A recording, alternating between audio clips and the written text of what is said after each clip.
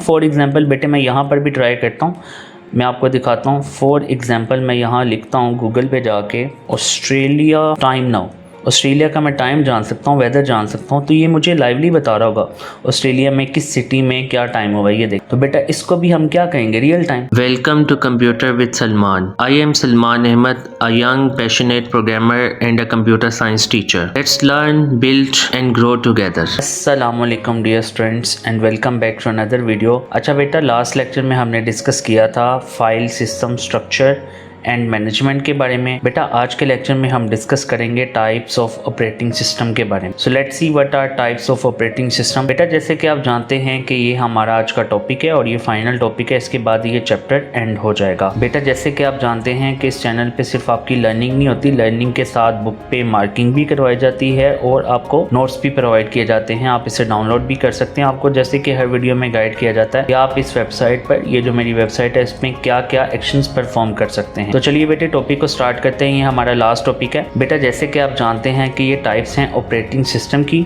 तो सबसे पहले ऑपरेटिंग सिस्टम को डिस्कस कर लेते हैं। बेसिकली 9 क्लास में बेटा आपने एक चैप्टर पढ़ा होगा जिसे कहते थे सॉफ्टवेयर सिस्टम में। आपने सॉफ्टवेयर की 2 टाइप्स पढ़ी थी, एक सिस्टम सॉफ्टवेयर था और दूसरा application software. Basically operating system क्या होता है, ये एक सिस्टम सॉफ्टवेयर है बेटा, ये कोई हार्डवेयर नहीं होता। बेसिकली ये सिर्फ एक सॉफ्टवेयर है जो हम किसके अंदर यूज करते हैं, किसी भी हार्डवेयर के अंदर। अब बेटा इसकी टाइप्स को देखते हैं। तो सबसे पहली टाइप का जो नाम है उसका नाम है रियल टाइम ऑपरेटिंग सिस्टम। बेटा याद रखिएगा, जहां पर भी रियल टाइम ऑपरेटिंग सिस्टम आ जाए ना, इसका मतलब ये है ये सॉफ्टवेयर जिस भी हार्डवेयर के साथ अटैच होगा, वो हार्डवेयर या वो डिवाइसेस आपको इमीडिएटली रिस्पॉन्ड करेंगे। आप जैसे इनपुट देंगे वो आपको उसी वक्त आउटपुट देंगे। इसकी कुछ एग्जांपल है, जैसे मैंने यहाँ पर मेंशन किया हुआ है एयर ट्रैफिक कंट्रोल सिस्टम। अब डेफिनेटली आप लेट्स सपोज एरोप्लेन जा रहा है, ऑब्वियसली वो एयर में है, तो ऐसा तो नहीं होगा कि सडनली कोई चीज आ जाए। अब बेटा ऐसा तो पॉसिबल नहीं है कि नॉर्मल व्हीकल की तरह आप सडनली ब्रेक अप्लाई कर दें। तो बेसिकली जो एयर ट्रैफिक कंट्रोल सिस्टम होता है वो एक खास डिस्टेंस पहले ही चीजें बता देता है कि आपके सामने क्या आ रहा है क्या नहीं आ रहा। तो बेटा लाइव वे में आपको एक खास डिस्टेंस तक चीजें क्लियर होती हैं। इसका मतलब यह है कि उसके अंदर ऐसे सिस्टम इंस्टॉल होते हैं कि वो एक स्पेसिफिक डिस्टेंस तक आपके विजुअल्स हैं या जो आपके सीन्स हैं, ऑब्वियसली आप एरोप्लेन को मूव कर रहे हो, उनको लाइवली दिखा रहा होता है कि आपके सामने क्या आ रहा है क्या नहीं आ रहा लाइवली। और बेटे याद रखिएगा ऐसे सिस्टम्स में डिलेज पॉसिबल नहीं होते। अच्छा इसको सिंपल टर्म में भी बताता हूँ, ऐसा कोई भी सिस्टम जो आपको करंट अपडेटेड इंफॉर्मेशन दे रहा है, लाइव इंफॉर्मेशन दे रहा है, बेटा उस सिस्टम को हम कहते हैं रियल टाइम ऑपरेटिंग सिस्टम। मैंने दूसरी भी एग्जांपल दी हुई है, हार्ट मॉनिटरिंग डिवाइसेस। बेसिकली आपको याद होगा हमने 9th क्लास में आर्टिफिशियल इंटेलिजेंस पढ़ा था और उसमें देखा था उसका मेडिकल में क्या रोल था। तो बेटे हमने उसमें लर्न भी किया था कि उसका मेडिकल में क्या रोल है। पहले तो होता था आपको पेशेंट के पास बैठना पड़ता था, अब ऐसा नहीं है, आप पेशेंट से दूर भी हैं, आपने उसके साथ बेटे डिवाइसेस कनेक्ट की हुई हैं। आपको याद होगा हमने एक टॉपिक पढ़ा था IoT, और अगर आपको उस टॉपिक का आइडिया नहीं है तो ऊपर उसकी वीडियो मिल रही होगी बच्चे। तो बेटा इस वीडियो को कंटिन्यू करने से पहले आपसे रिक्वेस्ट है कि उस टॉपिक को जरूर क्लियर करिएगा। आजकल आपको पता है पेशेंट के साथ IoT डिवाइसेस कनेक्ट होती हैं। हम कहीं पर भी बैठ के किसी भी वक्त उनकी जो करंट कंडीशन है, जैसे मैंने कहा real time operating system use होते हैं करंट अपडेटेड लाइव इंफॉर्मेशन लेने के लिए, उनकी करंट जो कंडीशन है वो जान सकते हैं। इसकी दूसरी भी आसान एग्जांपल लेता हूँ, मैं आपसे ही पूछता हूँ, मुझे एक बात बताएं बेटे, लेट्स सपोज आपने कैमरास वगैरह लगाए हुए हैं और आप उससे स्क्रीन पे देख रहे हैं, तो बेटा वो आपको सारे सीन्स लाइव दिखा रहा होता है, वो भी किसकी बेस पे है, रियल टाइम ऑपरेटिंग सिस्टम। चलें इसकी एक और सिंपल एग्जांपल लेता हूँ। आप क्रिकेट मैचेस देखते होंगे या फुटबॉल मैचेस देखते होंगे, तो आपके पास लाइव इंफॉर्मेशन चल रही होती है, बॉल टू बॉल सेकंड्स में चीज़ें चेंज हो रही होती हैं। इसी तरह वेदर ऐप्स हैं, आप किसी भी कंट्री का किसी भी सिटी का वेदर जान सकते हैं। फॉर एग्जांपल बेटे मैं यहाँ पर भी ट्राई करता हूँ, मैं आपको दिखाता हूँ। फॉर एग्जांपल मैं यहाँ लिखता हूँ गूगल पे जाके ऑस्ट्रेलिया टाइम नाउ, ऑस्ट्रेलिया का मैं टाइम जान सकता हूँ, वेदर जान सकता हूँ, तो ये मुझे लाइवली बता रहा होगा ऑस्ट्रेलिया में किस सिटी में क्या टाइम होगा ये देख। तो बेटा इसको भी हम क्या कहेंगे, रियल टाइम। ये वही टाइम दिखा रहा है। इस तरह जैसे एडिलेड में इस वक्त 8:42 AM हुए हैं, इसी तरह पर्थ में 7:12 हुए हैं, तो ये सेकंड्स बाद चेंज होता रहेगा। तो बेटा ऐसा कोई भी सिस्टम जो आपको लाइव इंफॉर्मेशन दे रहा है, जैसे वेदर ऐप है लाहौर वेदर टुडे, ये मुझे वेदर दिखा रहा है। आपको पता है ये बेटा ये मुझे वेदर वही दिखा रहा है जो इस वक्त करंट कंडीशन है और ये चेंज होता रहेगा। तो बेटा ये सारा का सारा किस पे बेस्ड है, real time operating system, that's it. इसको इतना कंफ्यूज नहीं करना। रियल टाइम ऑपरेटिंग सिस्टम क्या होता है, जो आपको करंट अपडेटेड लाइव इंफॉर्मेशन दे रहा होता है जब भी आपको चाहिए। दूसरा है बेटा एम्बेडेड ऑपरेटिंग सिस्टम।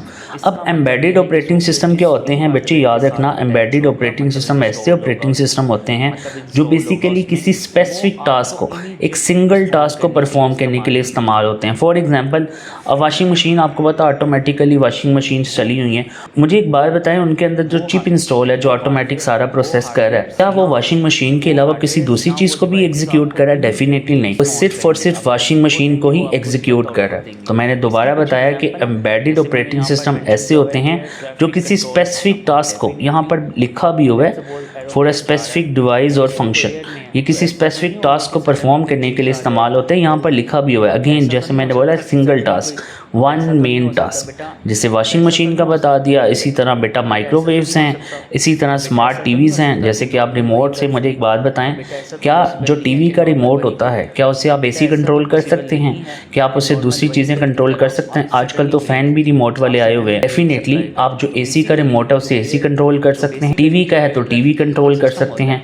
तो डेफिनेटली अगेन एम्बेडेड सिस्टम क्या होते हैं, जो स्पेसिफिक टास्क को परफॉर्म करने के लिए बनाए जाते हैं। इसी तरह बेटा प्रिंटर्स क्या होते हैं? अब प्रिंटर का एक ही काम होता है, पेपर को प्रिंट करना, इसके अलावा ये कोई दूसरा तीसरा काम नहीं करता। इसी तरह बेटा एटीएम है, एटीएम को अगर आप सोचें तो इसका एक ही काम होता है, आप इसमें से कैश विड्रॉ करवा सकते हैं। एक ही डिवाइस को एग्जीक्यूट करें, इसके अलावा कोई दूसरी तीसरी डिवाइस को एग्जीक्यूट नहीं करें। उसके बाद है बेटा नेटवर्क ऑपरेटिंग सिस्टम। बच्चे याद होगा हमने चैप्टर नंबर 6 पढ़ा था, जो बेसिकली न्यू बुक के मुताबिक चैप्टर नंबर 3 है। हमें पता है कि नेटवर्क क्या होता है। नेटवर्क क्या होता है, जब दो या दो से ज़्यादा डिवाइसेस आपस में कनेक्ट होती हैं, सो दे मेक अ कनेक्शन, उस कनेक्शन को हम नेटवर्क कहते हैं। अब नेटवर्क ऑपरेटिंग सिस्टम का काम ऑब्वियसली, अब जो डिवाइसेस कनेक्ट हैं या तो वो वायर्ड होंगी या वायरलेस होगी, तो जो डिवाइसेस कनेक्ट हैं उनको कनेक्ट करने के लिए बेसिकली हम यूज़ करते हैं नेटवर्क ऑपरेटिंग सिस्टम। मतलब नेटवर्क ऑपरेटिंग सिस्टम का काम होता है डिवाइसेस को आपस में कनेक्ट करना और फिर उनके दरमियान रिसोर्सेज को शेयर करवाना। अच्छा बेटा, कंप्यूटर साइंस में रिसोर्सेज दो टाइप्स के होते हैं, वो हार्डवेयर भी हो सकते हैं, वो सॉफ्टवेयर भी हो सकते हैं। ओबियसली अगर आप फाइल सेंड कर रहे हैं तो वो सॉफ्टवेयर में आएगी। प्रिंटर ओबियसली सॉफ्टवेयर तो नहीं है, हार्डवेयर है। मतलब आप एक नेटवर्क में मौजूद हैं तो इसका मतलब सारे लोग एक ही प्रिंटर को यूज़ कर सकते हैं या इंटरनेट कनेक्शन को यूज़ कर सकते हैं।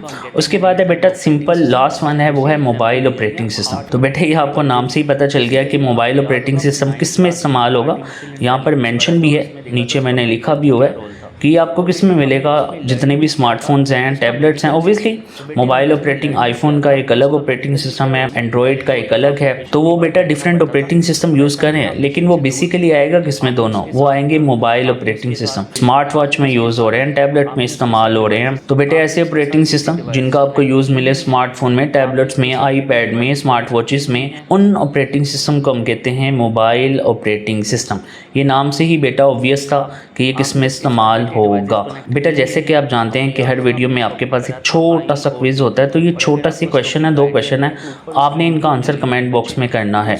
अब बेटा इसकी बुक से मार्किंग कर लेते हैं। तो ये रही बुक, यहाँ से लेकर, अच्छा ऑपरेटिंग सिस्टम में एक वर्ड मेंशन है डेडलाइन। अब डेडलाइन का मतलब ये है, क्योंकि मैंने जैसे आपको बताया कि रियल टाइम ऑपरेटिंग सिस्टम ने मस्ट रिस्पॉन्ड करना होता है एक टाइम लिमिट के अंदर। तो वो जो टाइम लिमिट है ना, लेट्स सपोज, अच्छा ये टाइम लिमिट कोई सेकंड्स की नहीं होती, ये माइक्रो नैनो सेकंड्स ही होते हैं। इतना ही वेट किया जा सकता है रियल टाइम में, क्योंकि आपको करंट अपडेटेड लाइव इन्फॉर्मेशन चाहिए होती है। अगर आपको डिले में ही इन्फॉर्मेशन चाहिए तो बेटा उसमें फिर हमें रियल टाइम ऑपरेटिंग सिस्टम को अप्लाई करने की ज़रूरत नहीं है। तो बेटा ये जो एक टाइम लिमिट है जिसमें इसको रिस्पॉन्ड करना ही करना है, बेसिकली उसको हम कहते हैं डेडलाइन।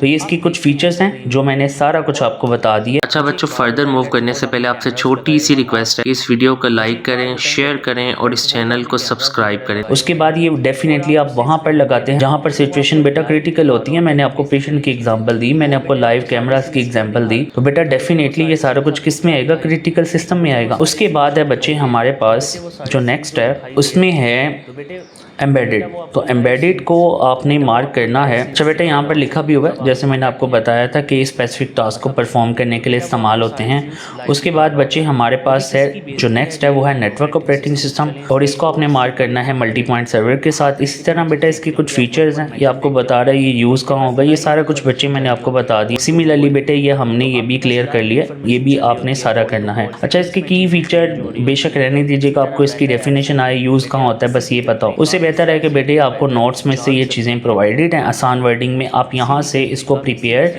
कर सकते हैं। उसमें भी बेटा मैंने सब कुछ मेंशन किया हुआ है लेकिन डेफिनेटली इजी वर्डिंग में। सो बेटा that was our today topic and even it is an end of chapter number 1। सो बेटे अल्लाह हाफिज़। Thanks for watching students, and kindly don't forget to subscribe.